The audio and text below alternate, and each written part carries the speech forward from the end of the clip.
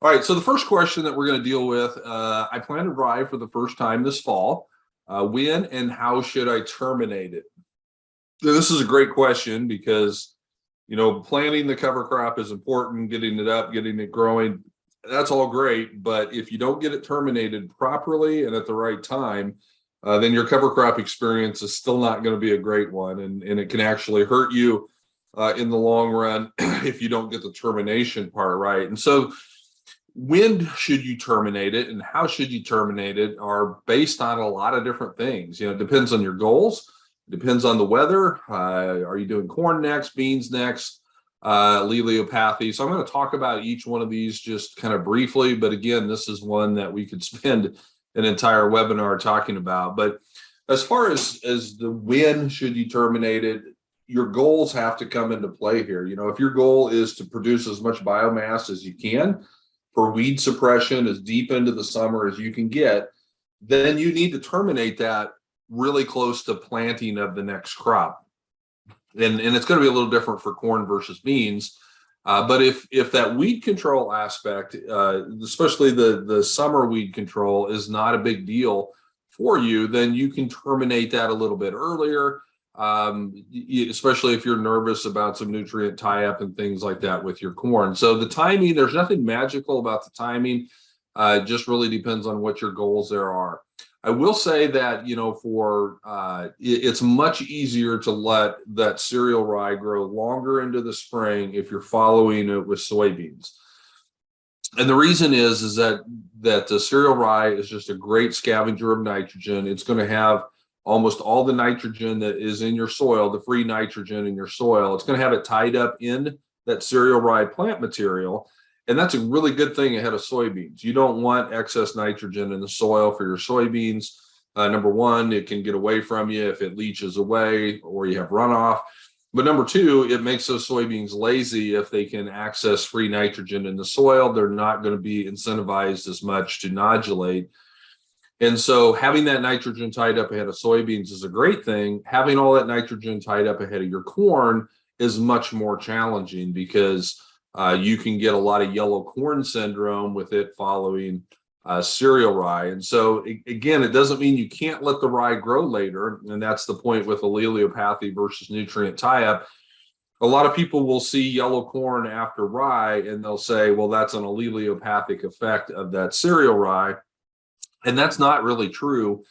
True alleliopathy will prevent something from actually germinating or growing. And that's not what you see with yellow corn. A true alleliopathy is a chemical reaction or a chemical response where it's chemically suppressing the germination of weed seeds or other things out there. And that's, you almost rarely see that with corn coming into cereal rye, regardless of how big that rye is. But what you do see quite often is when the corn kind of turns yellow, and that's just simply a nitrogen, mostly nitrogen. Sometimes it can be sulfur or other nutrients, but mostly nitrogen is tied up in that cereal rye, and the corn is just starved for nitrogen early on. Now, all of that nitrogen that is tied up in that cereal rye, it will come available eventually. But the bigger the rye is, the longer it takes for that to decompose and break down and cycle back to the crop. And if it's fairly mature rye, that might be late July, early August before that happens. Which again, with soybeans, that's the perfect time. You want, 15, 20 pounds of extra nitrogen coming available for beans late in the season like that. But with corn, that's just way too late. So if you're going to have rye and plant corn into it and your rye has any kind of growth or size to it, then you really have to have a good nitrogen strategy. And I think there maybe is even a question later on about how much nitrogen do you need for that. So we can talk about that a little bit later. If that's a concern, and if it's your first time doing it and you're planting corn into cereal rye, I would err on the side of terminating earlier. And when I say earlier, it's probably going to be 10 to 14 days before you plant your corn. Now, I can say that because we're here in Nebraska and we almost never have wet springs. Where you guys are at there in Indiana, terminating early can be an issue because as long as that cover crop is growing, it's pulling moisture out of the soil. It helps you get in and get your crops planted. And that's why you guys plant green far more often than what we might do here, because you need to use up that moisture. We're trying to save it and conserve it and preserve it. And so that would be one thing that you'd have to worry about, is if you terminated it early and that rye starts to die and decompose, it's no longer using moisture, but it's doing a really good job of holding moisture into the soil. You could have planting issues there. So that would be something that would have to be considered with that. So the timing is going to be a really big thing that is just going to vary depending on what your goals are, and if it's corn versus soybeans. If I'm doing beans, I'm letting that rye grow until I get my beans planted, and then I'm going to terminate the rye. With corn, if I do that, I'm going to have to be really careful about my nitrogen cycling through the system. As far as how you do it, there's going to be two main ways. One is going to be chemicals, and that's going to be what most people are going to do. Unless you're organic, then you're probably going to be looking at a roller crimper. And the roller crimper can be effective, but only within a very specific window of opportunity for that rye.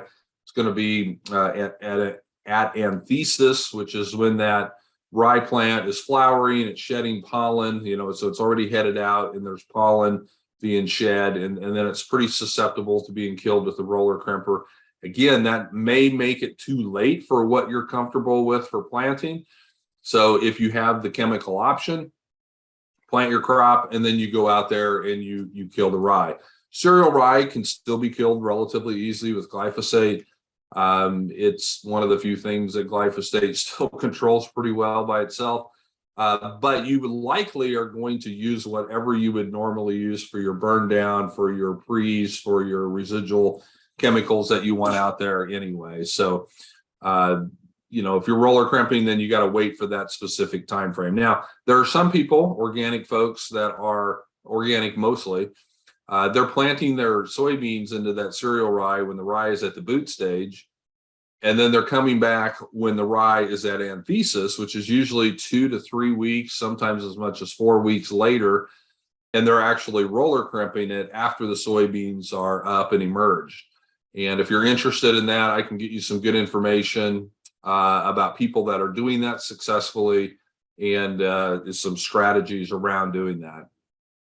So it gives you the opportunity to get your beans planted earlier, but still let your rye grow and accumulate biomass. I've got some slides later on that will show how much additional biomass you can accumulate if you're willing to wait and not terminate that early. So great question on the termination.